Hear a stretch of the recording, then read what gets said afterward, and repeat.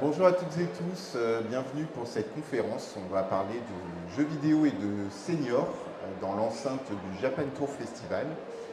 On est ici pour la finale du Trophée des seniors Centre-Val de Loire qui va se passer dans quelques heures. On aura une équipe de Tours, une équipe d'Indre-et-Loire qui va concourir contre 3 autres équipes de la région. Et on profite des conditions d'accueil de l'événement pour vous proposer cette conférence et ce temps d'échange avec 3 intervenants de prestige. Je vais vous les présenter. Donc, on a avec nous Mélanie Paris qui travaille pour Pixel Player. Bonjour Mélanie. Est-ce que tu peux nous parler de Pixel Player? Et avant de nous parler de Pixel Player, est-ce que tu es joueuse et est-ce que tu as un jeu préféré? Alors, bonjour à tous. Donc, je suis Mélanie Paris, la déléguée générale de Pixel Players. Et alors, pour répondre à ta question par rapport à est-ce que je suis joueuse et à quel jeu je joue, donc je suis une petite joueuse. Je joue essentiellement sur téléphone et console. Et mon jeu préféré reste Mario Kart, parce que je joue beaucoup à ce jeu avec mes enfants. Voilà, essentiellement Mario Kart, un peu de Just Dance aussi, qui est plutôt sympa. Et pour vous parler un petit peu plus précisément de Pixel Players, donc c'est un cluster qui regroupe les entreprises du divertissement digital sur la région Centre-Val de Loire. Donc on est un petit peu plus de 85 adhérents aujourd'hui. Donc ça va de studios de jeux vidéo indépendants à des studios de serious gaming, à des associations comme Cybergeek. Et on essaie de mettre en avant tout cet écosystème sur la région, de développer. On travaille aussi beaucoup avec des écoles et organismes de formation pour proposer ce type de formation en région. Et donc on essaie de mettre en lumière l'écosystème régional. Merci beaucoup Mélanie. On a avec nous aussi Bertrand Fougère. Bonjour Bertrand. Même question pour toi. Est-ce que tu es joueur? Quel est ton jeu préféré? Et est-ce que tu peux te présenter et nous expliquer en quoi consiste ton métier? Alors sur la première question, joueur occasionnel.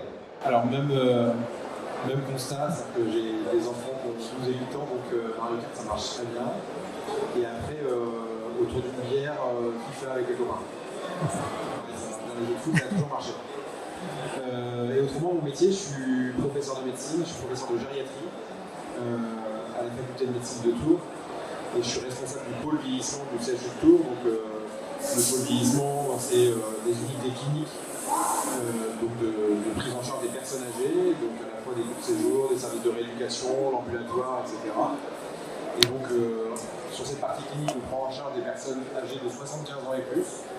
Et autrement, on les voit, nous, en consultation de prévention pour avoir un vieillissement en santé à partir de 60 ans.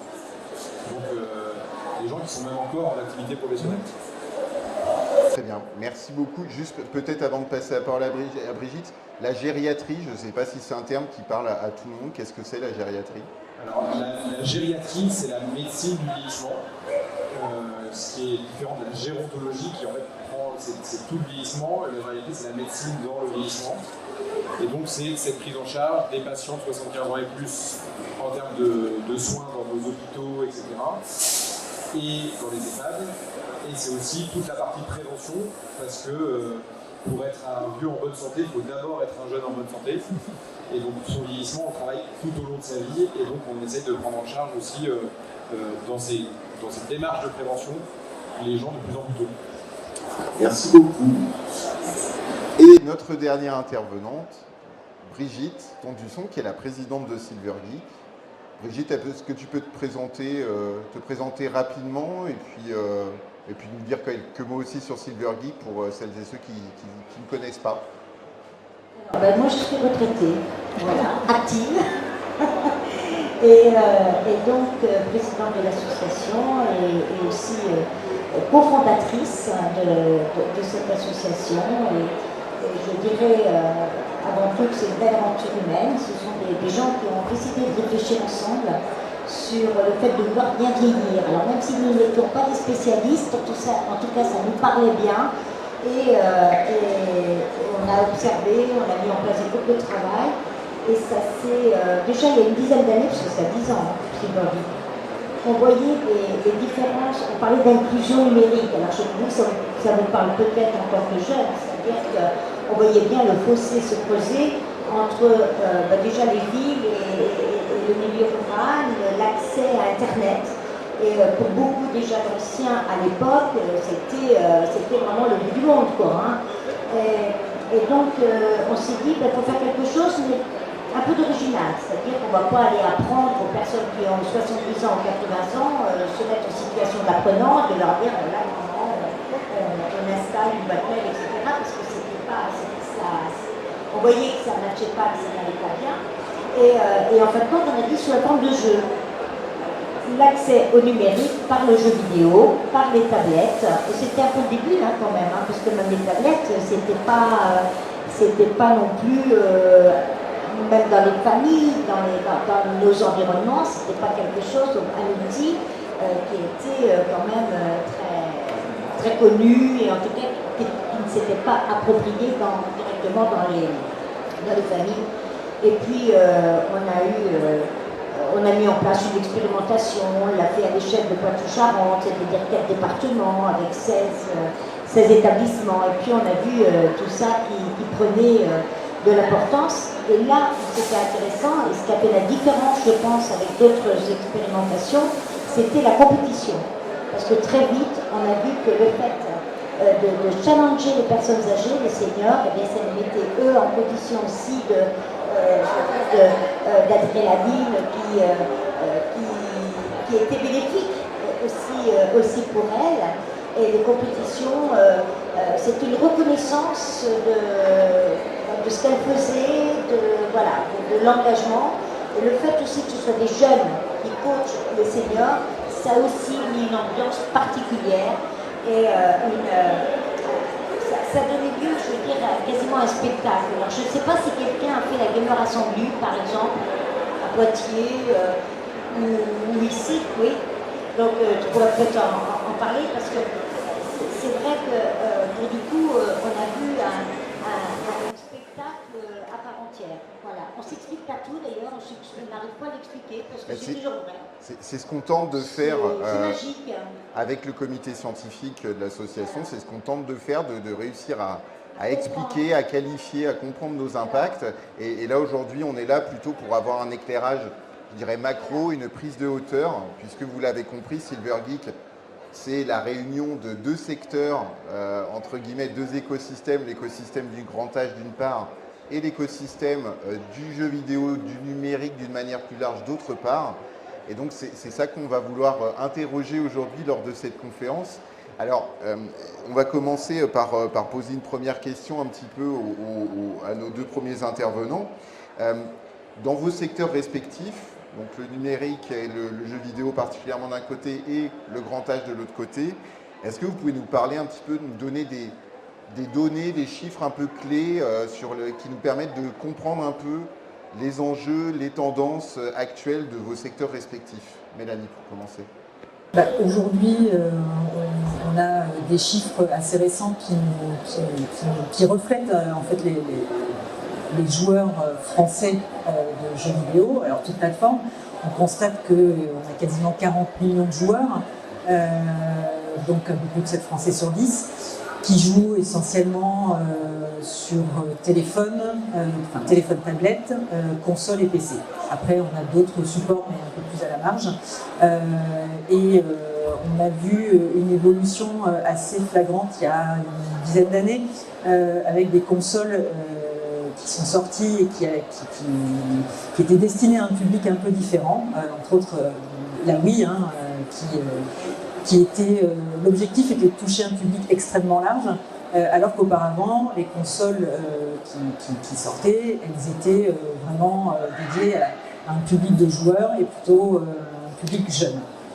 Donc on a vu la Nintendo avec la Wii qui, dans l'absolu, a tenté le pari de cette console qui était à destination d'un public très large. Challenge relevé, constat est quand même que ça a très très bien fonctionné. Et en fait, on constate que l'écosystème se penche davantage sur une ergonomie de manette, par exemple, sur des manettes qui vont être beaucoup plus faciles à prendre en main, sans fil, avec très peu de boutons. Et des choses beaucoup plus faciles et aisées en termes de prise en main.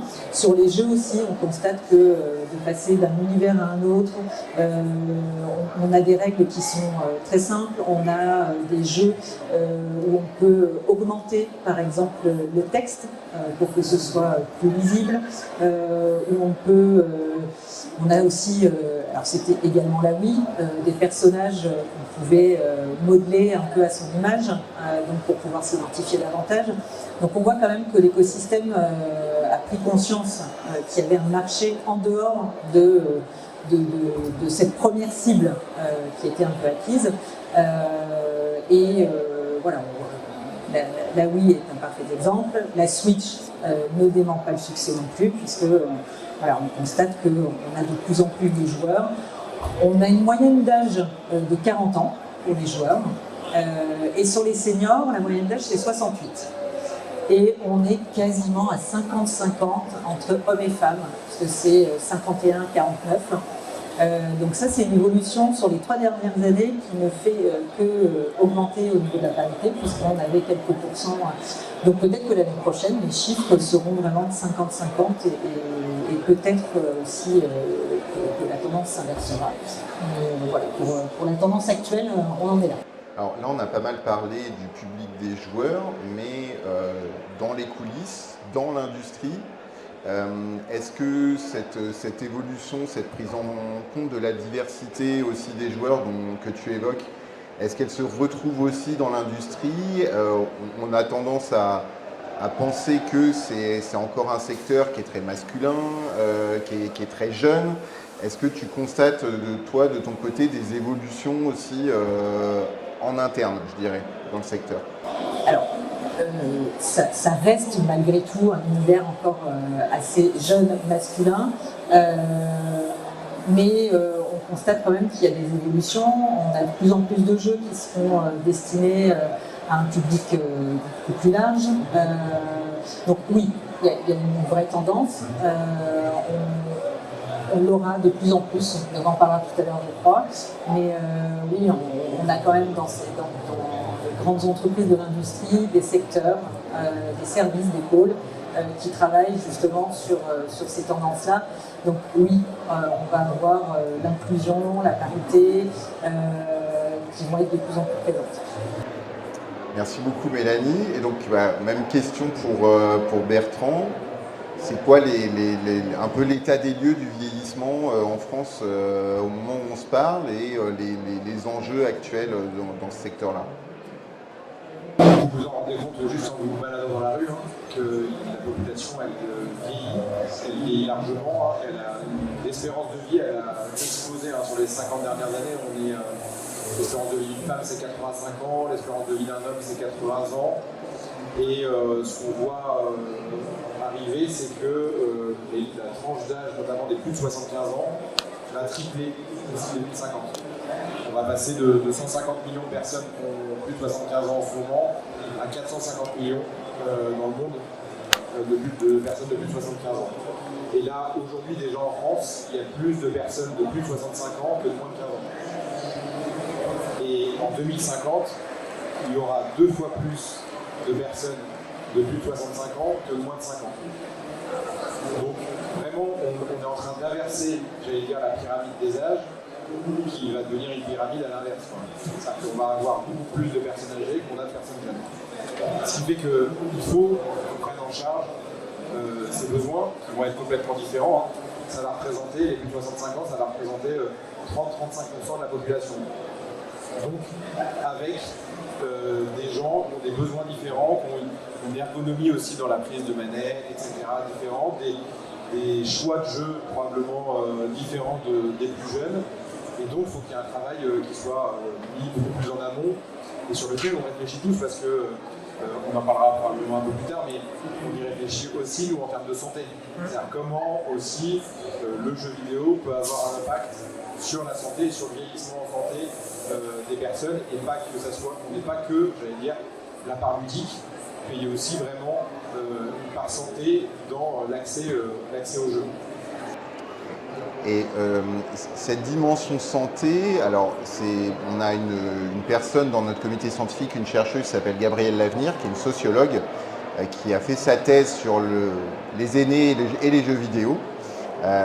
Donc elle aurait adoré être là avec nous aujourd'hui pour en parler avec nous, mais au cours de ces entretiens, elle s'est rendue compte que les seniors qui jouent utilisent souvent cet argument de « je le fais parce que c'est bon pour ma santé, c'est bon pour la tête, etc. » Mais est-ce que finalement, pourquoi ce public-là a besoin, entre guillemets, de justifier sa pratique par une dimension santé quand le reste des joueurs, entre guillemets, ne se pose pas nécessairement la question de est-ce que c'est bon?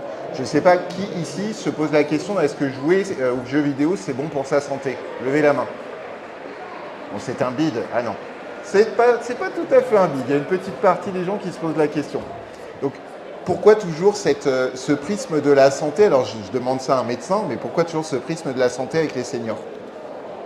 Alors, il ne faut pas avoir que ce prisme de la santé, mais c'est en ayant d'ailleurs ce regard-là, c'est ce qu'on appelle, nous, dans notre jargon, ça s'appelle l'agisme. C'est le racisme du vieux, entre guillemets. Et c'est se dire, parce que je suis vieux, je ne peux pas jouer aux jeux vidéo. Parce que je suis vieux sur d'autres trucs, parce qu'on est vieux, j'attrape forcément une canne et je dois marcher avec une canne. Parce que je suis vieux, je dois perdre la mémoire. Parce que je suis vieux, c'est normal que je perde du poids et que je mange moins.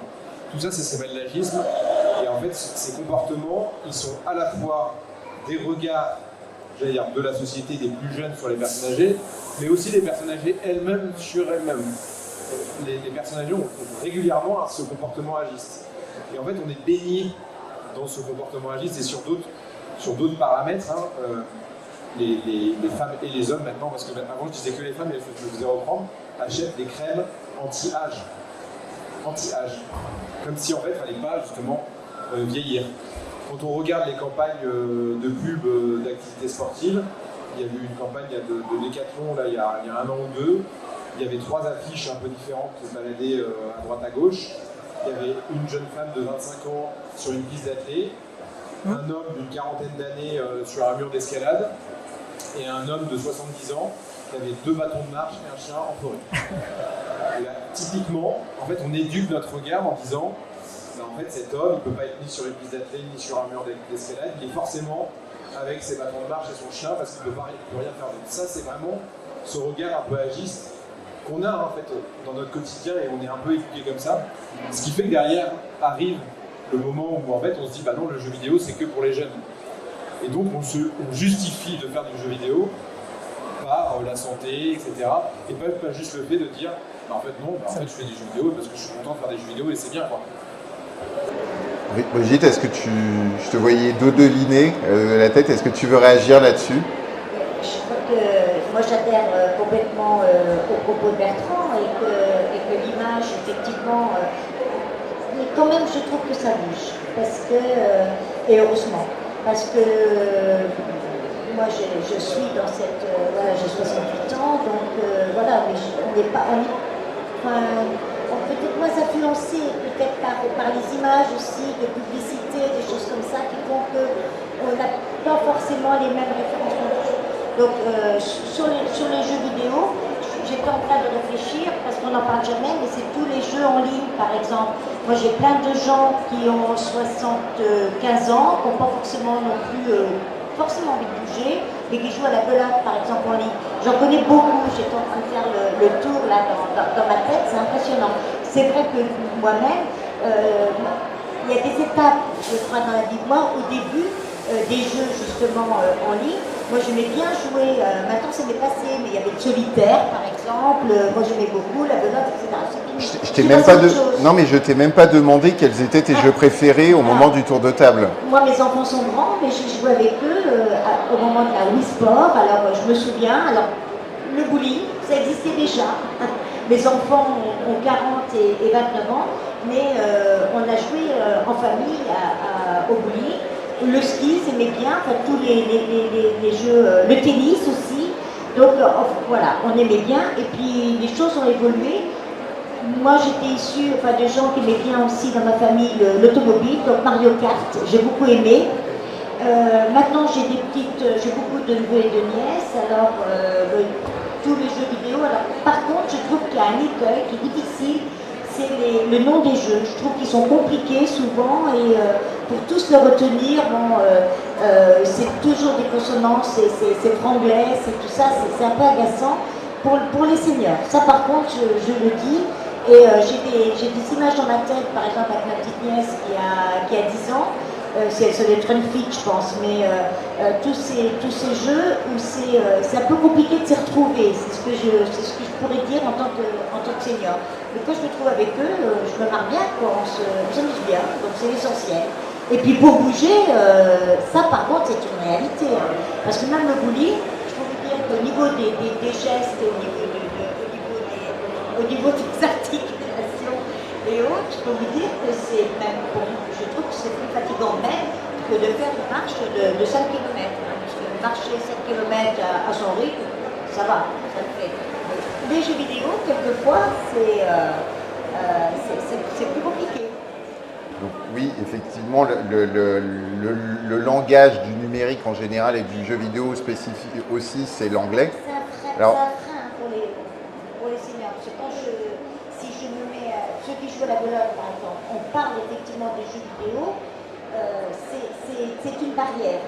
Voilà, parce que c'est compliqué de s'y retrouver dans l'ensemble de ces jeux vidéo, et je suis persuadée que ces mêmes gens qui jouent à la belote, on pourrait les mettre à Just Dance par exemple, ils le feraient avec plaisir, donc c'est sûr. Mais par contre,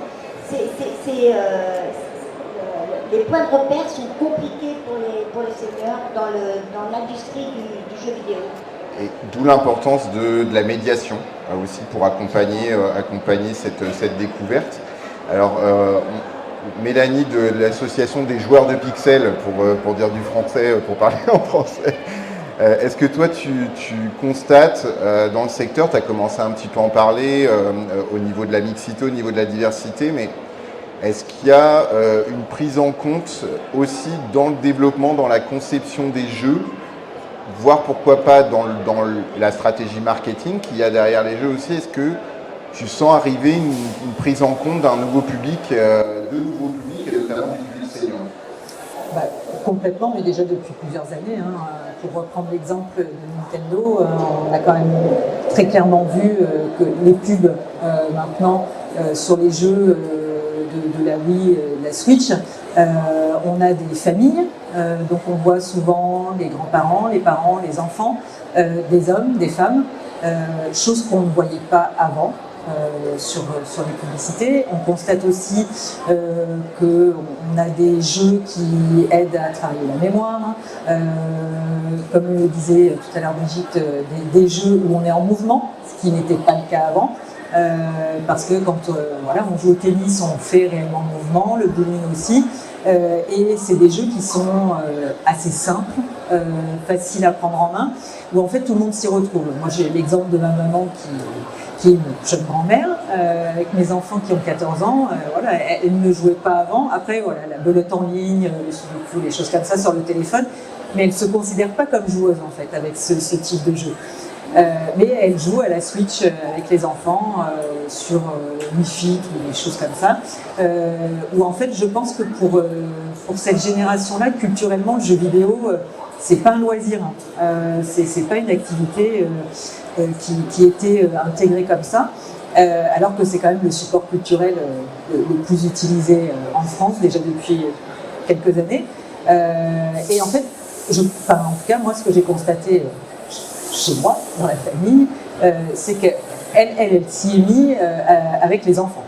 Sinon, pas sûr qu'elle aurait acheté une console, qu'elle aurait joué.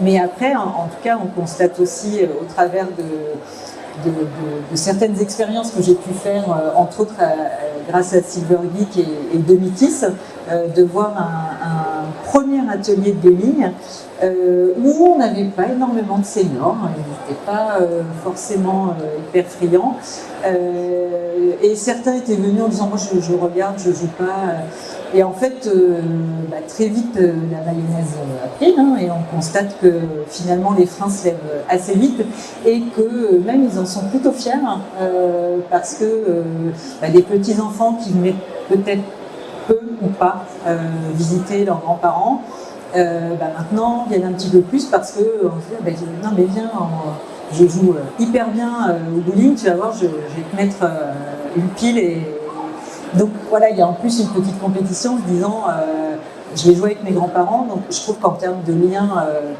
multigénérationnel, c'est un outil extraordinaire et c'est assez facile et on va le voir de plus en plus où ces jeux vont être multi-supports, c'est-à-dire que quel que soit, on ne sera pas obligé en fait d'avoir le matériel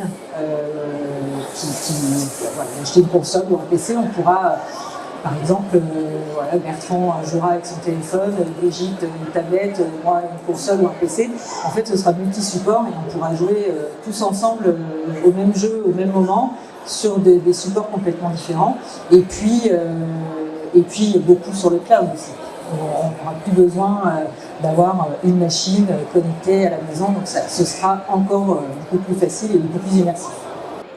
Et cette évolution-là, comment est-ce que tu la traduirais en termes de compétences?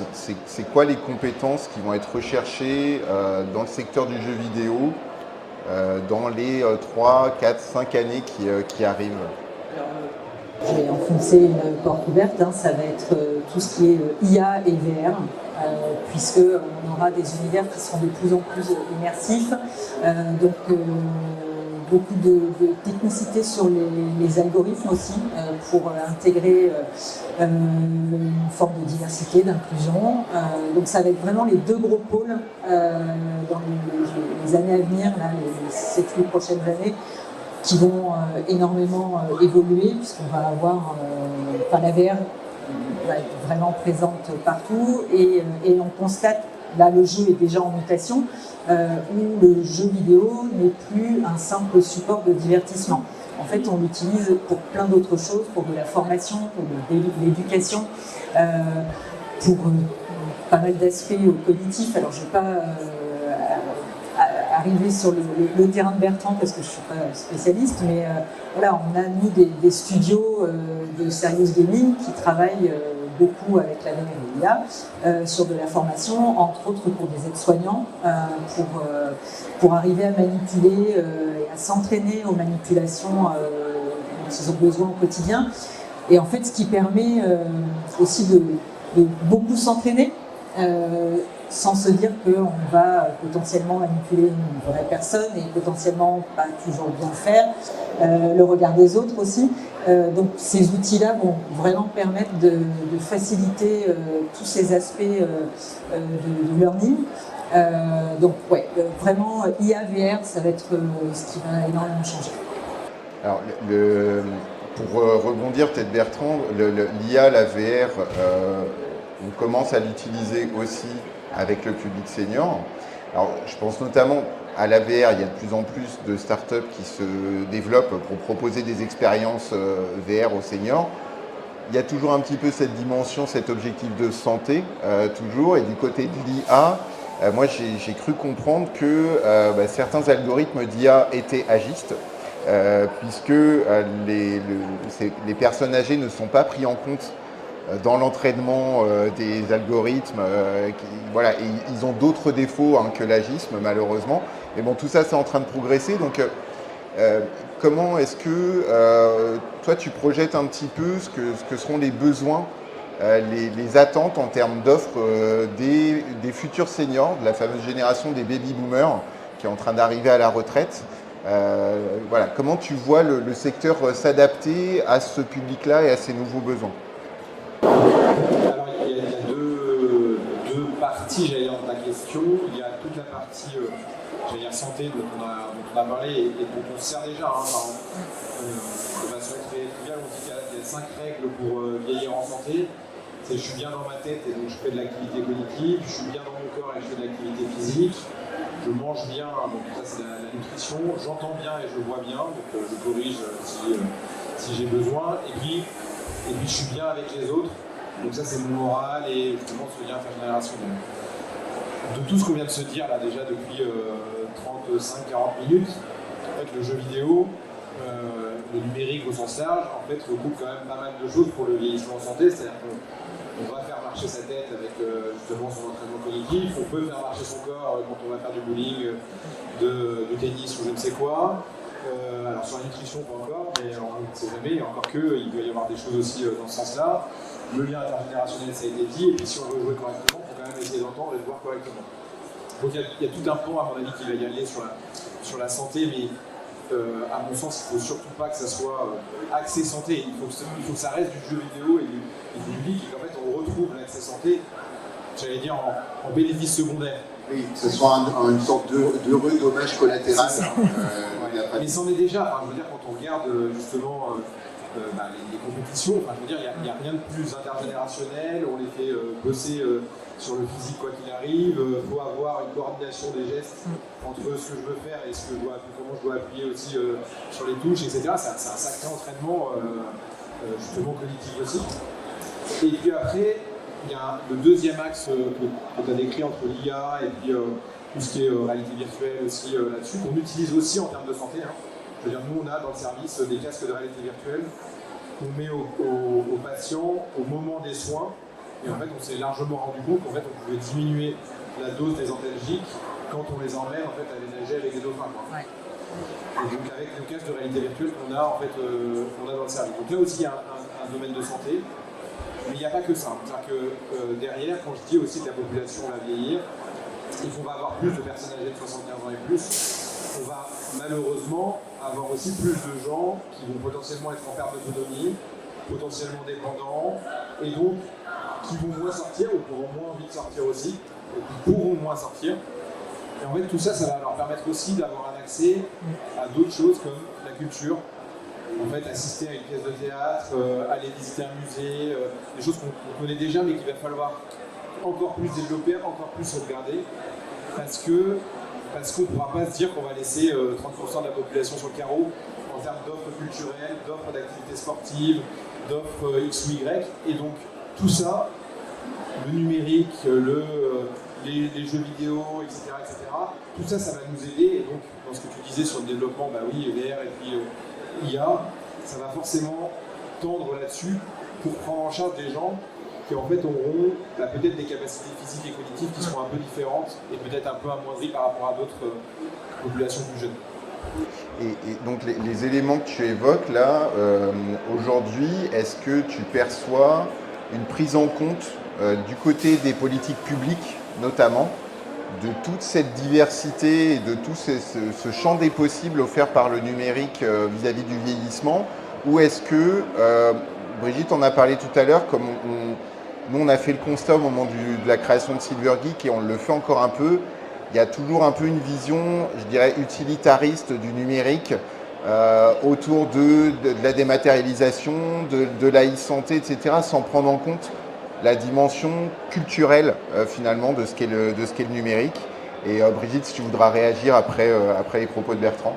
Non, mais tu mets le doigt sur un point qui est hyper important en fait. Le vieillissement, en tout cas les personnes âgées au sens large, en fait dans nos politiques publiques, ils sont principalement pris en charge par un ministère qui est celui des solidarités et celui de la santé. Sauf qu'en fait, je viens de le dire, le vieillissement, il n'y a rien de plus transversal. C'est-à-dire que là, aujourd'hui, on est en train de parler des jeux vidéo, mais en fait, un promoteur immobilier type Bouygues ou FH qui construit un nouveau bâtiment, une nouvelle résidence, en fait, il doit imaginer que potentiellement 30% des gens qui peuvent habiter dans sa résidence sont à plus de 65 ans. Le club sportif qui met en place des activités sportives au quotidien, il doit imaginer quelle offre je peux faire pour accueillir des personnes qui vont être un peu peut-être en perte d'autonomie, qui vont avoir une disponibilité plutôt de 14h à 17h qu'à partir de 18h quand on a fini de travailler. Comment les transports, on adapte, alors je vais vous donner un exemple, on a travaillé avec la mairie de Tours, maintenant tous les chauffeurs de bus qui commencent leur nouveau boulot, on a des tenues, des simulateurs de vieillissement et on leur fait mettre des simulateurs de vieillissement pour qu'ils comprennent que la petite mamie qui doit rentrer dans le bus, en fait, il ne faut pas lui hurler dessus parce qu'elle met 3-4 minutes à rentrer dans le bus, parce qu'en fait, il faut qu'elle monte les 2 marches du bus et aller s'installer dans le bus. C'est juste que en fait, c'est plus difficile pour elle. Et donc, en fait, il faut que une adaptation de la société au vieillissement. Et dans l'adaptation de la société au vieillissement, il y a la prise en compte du numérique, des jeux vidéo, etc. Mais en fait, ce qu'il faut qu'on arrive à tendre, c'est qu'on ait cette vision, j'allais dire, comme on peut un peu l'avoir avec le handicap. En fait, on essaye, pour la partie handicap, les personnes handicapées, d'avoir cette vision complètement transversale du handicap. Il faut qu'on essaye de l'avoir aussi sur le vieillissement en disant, en fait, le vieillissement, ça touche tous les domaines de la société et surtout pas que la santé ou la solidarité. Oui, c'est transversal, comme tu le disais juste avant, Brigitte.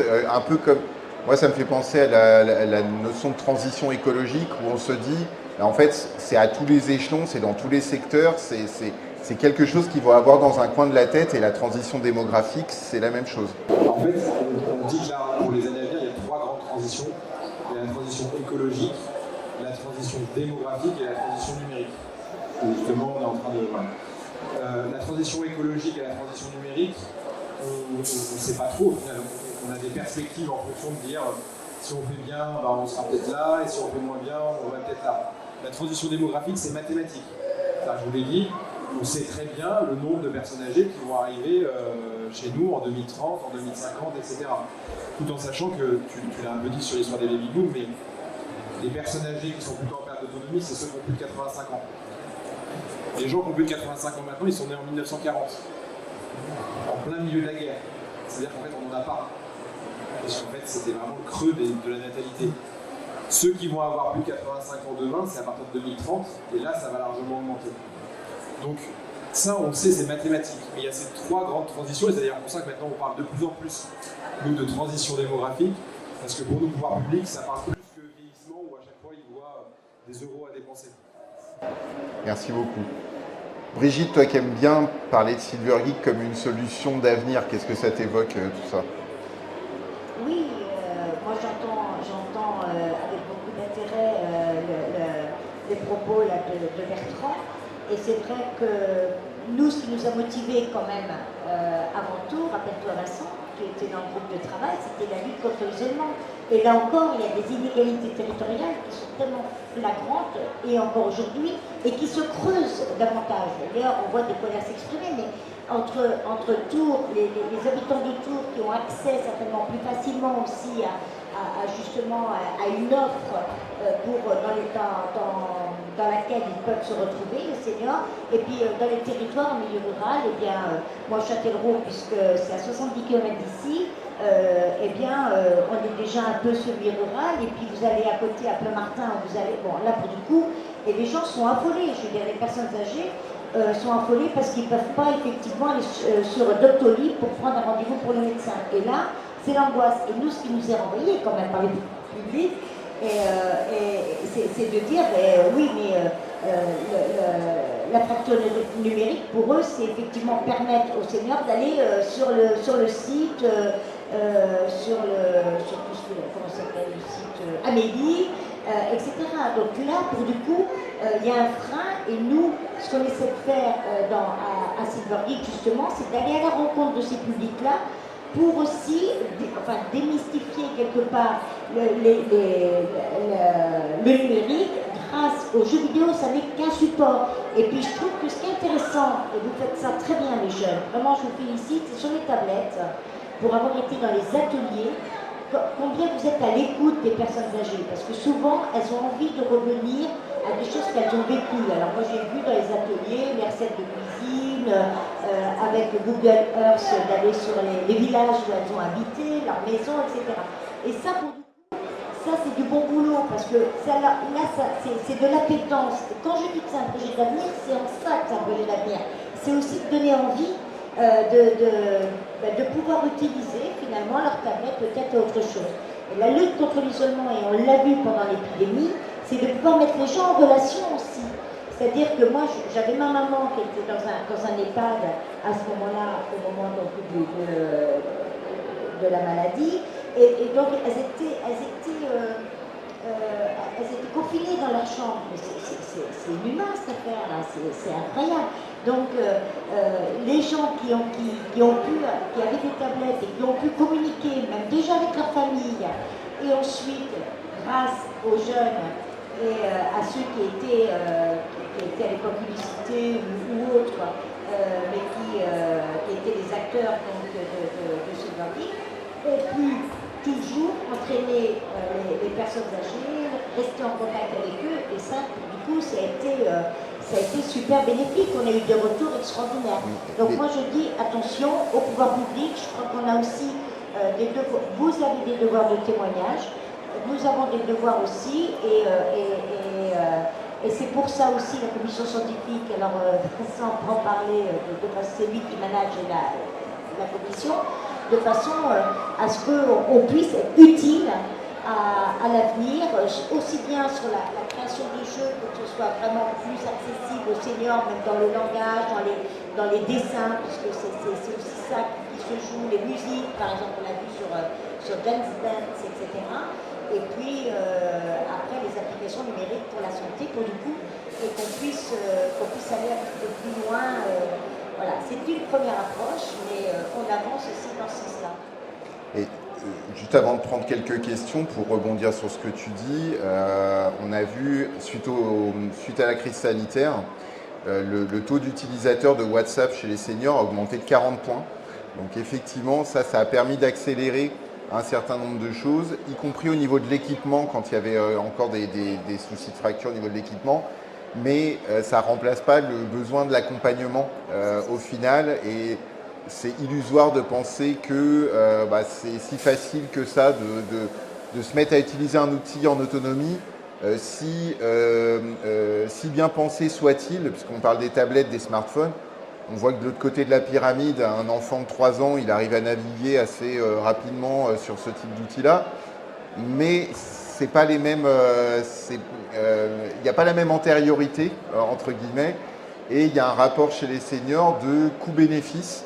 Est-ce que le coût d'apprentissage de cette nouvelle technologie va vraiment me rapporter les bénéfices? En fait, c'est un rapport très rationnel, et ce n'est pas une technophobie, puisque les vieux, c'est ceux qui ont appris le plus de technologie. Et donc la question, c'est est-ce que je ne vais pas apprendre le nouveau fax qui ne servira plus à rien dans X années? Bertrand, peut-être une réaction, puis après, Mélanie aussi, on passera aux questions. Non, mais je rebondis sur ce que tu dis sur l'histoire de l'accompagnement, la formation, ça va créer des nouveaux métiers aussi, hein, tout ça. En fait, dans cet écosystème, il y a quand même 4 grands axes. C'est l'innovation, et ça doit continuer, on doit pousser l'innovation. Le deuxième axe, ça va être l'évaluation, c'est comment en fait on se dit que quel produit est intéressant, etc. Mais il est intéressant à la fois en termes de marché, etc. Mais aussi en fonction de ce qu'on va en faire. Est-ce que c'est côté ludique, est-ce que c'est côté santé, etc. Le troisième axe, justement, c'est la formation. En fait, on doit axer la formation, et la formation de professionnels, et aussi l'accompagnement de formateurs du formateur là-dessus. Et le quatrième axe, mais je l'ai perdu pendant que je parlais. Innovation, évaluation, et aussi financement.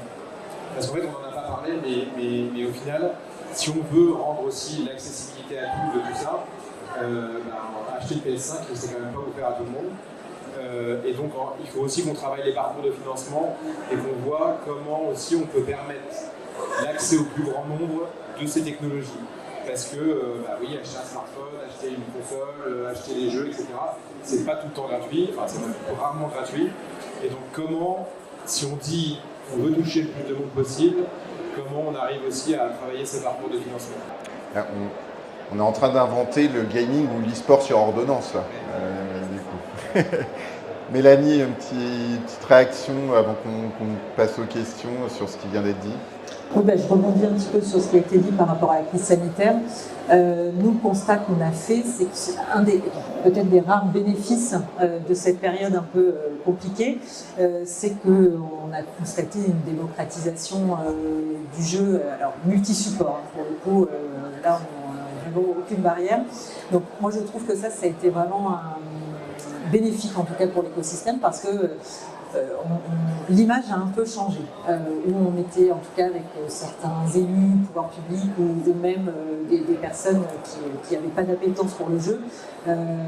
L'image a quand même changé, on a constaté que c'était un super outil pour rester en contact avec les autres.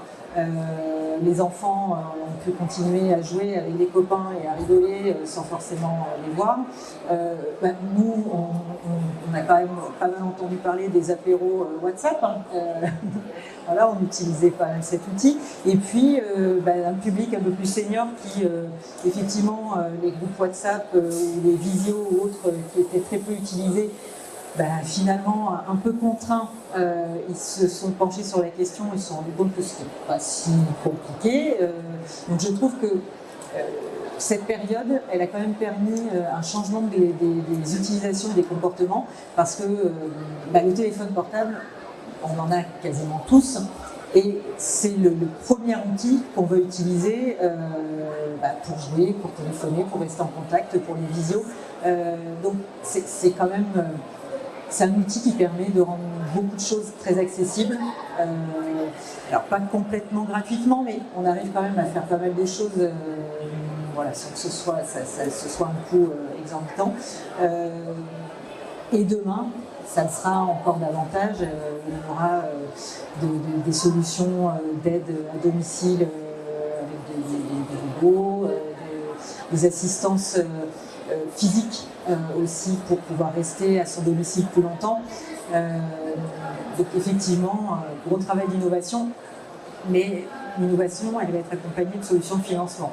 Donc, un gros volet en cours. Merci beaucoup. Alors, on va passer aux questions, aux réactions. Si vous avez, s'il y a des choses avec lesquelles vous n'êtes pas d'accord dans ce que vous avez entendu, ou alors très d'accord, n'hésitez pas. Si vous avez des solutions de financement par rapport à la problématique que vient d'évoquer Mélanie, n'hésitez pas non plus. Voilà. Est-ce qu'il y a des questions dans le public, des questions ou des réactions?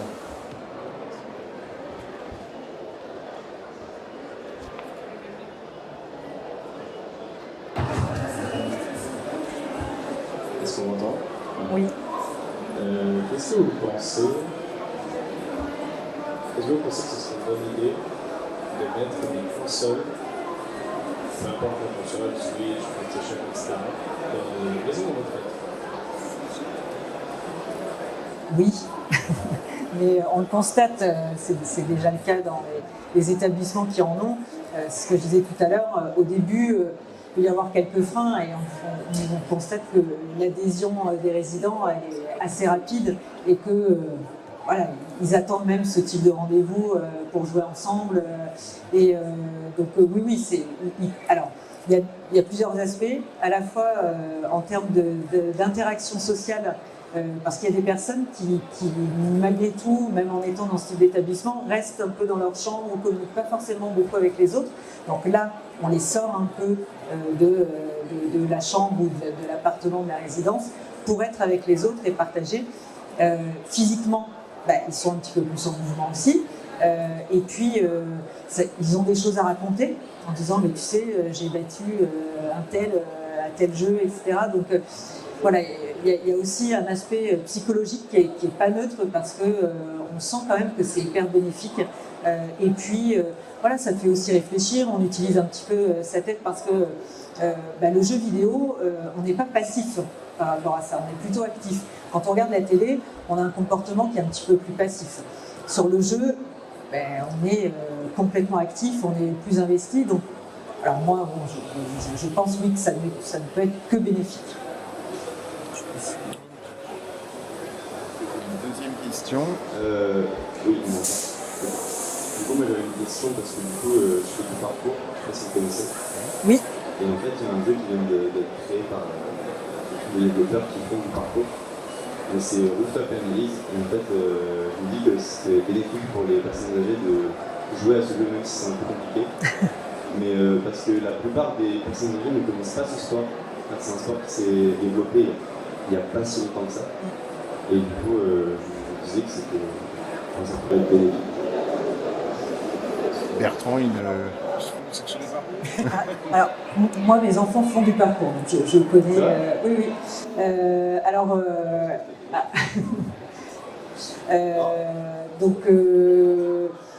oui, ça peut être pertinent. Je pense qu'on y arrivera.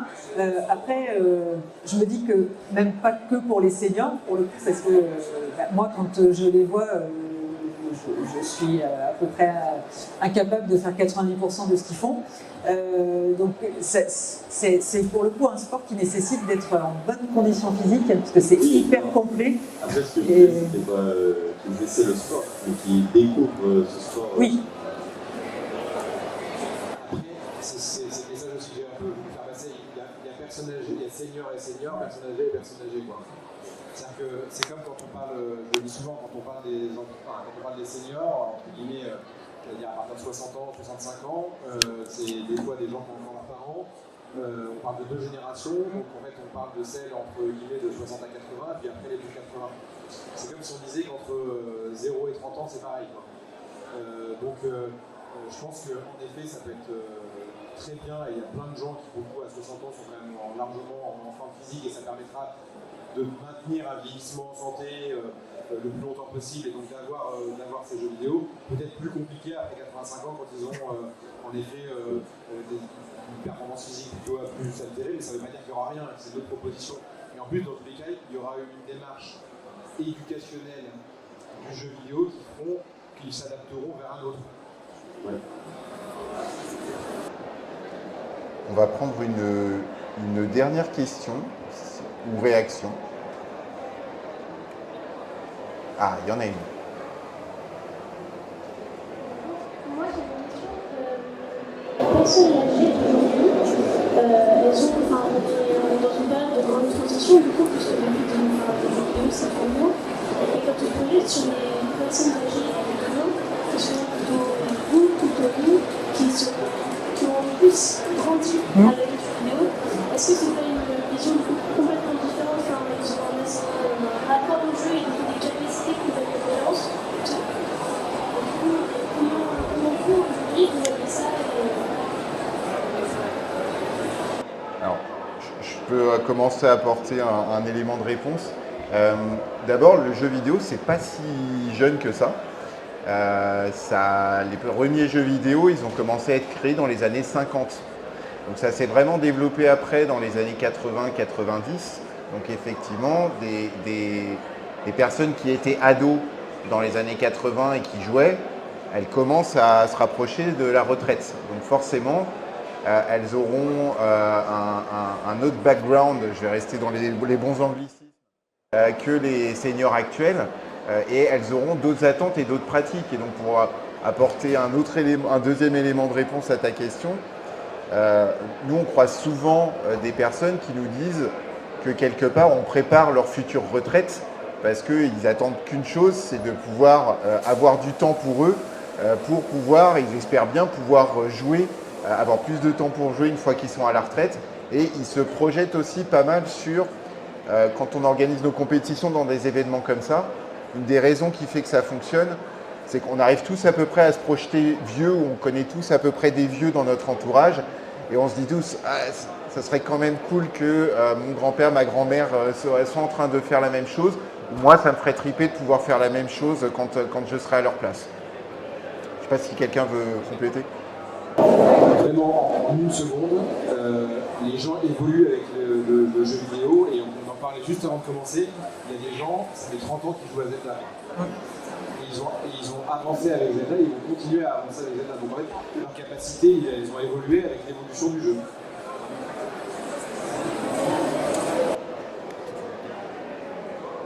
Merci beaucoup. Ouais, Brigitte, si tu veux conclure, parce qu'il va falloir qu'on libère du coup l'espace. Merci beaucoup pour vos questions. Moi, je porte un espoir, en tout cas, dans tout ce qu'on peut faire, mais collectivement, parce que c'est aussi en avançant tous ensemble qu'on arrivera à obtenir un certain nombre de résultats et à innover, à inventer. Et nous, on essaie, enfin moi, vous avez bien compris que je n'étais pas une gameuse, mais n'empêche que le côté sociétal m'intéresse beaucoup. Et nous, on essaie d'agir aussi, par exemple, sur les formations de demain, parce qu'on a besoin d'accompagnants, et quand on entend les chiffres donnés par Bertrand, des gens qui accompagnent les seniors, il y en aura besoin. Il faut de l'attractivité pour ces métiers, y compris dans les EHPAD, y compris aides-soignants, etc. Donc on a besoin aussi de donner de donner dans le cadre de la formation des possibilités justement d'animation, de jeux vidéo, etc., de leur donner envie pour que ce soit aussi des métiers qui soient attractifs. Donc ça, c'est un sujet qui me tient particulièrement à cœur et j'espère qu'on pourra avancer. En tout cas, faisons les choses aussi collectivement parce que c'est tous ensemble que demain, on pourra être utile pour l'avenir et pour le vieillissement. Merci Brigitte, merci Mélanie, merci Bertrand. Est-ce que vous voulez rajouter un dernier mot en conclusion? Écoutez, merci beaucoup, merci encore d'avoir participé à la conférence. On vous donne rendez-vous à 14h, je ne me trompe pas, c'est ça, je regarde mes collègues, à 14h devant la grande scène pour la finale du Trophée des Seniors Centre Val de Loire. Et on vous dit à très bientôt. Ciao.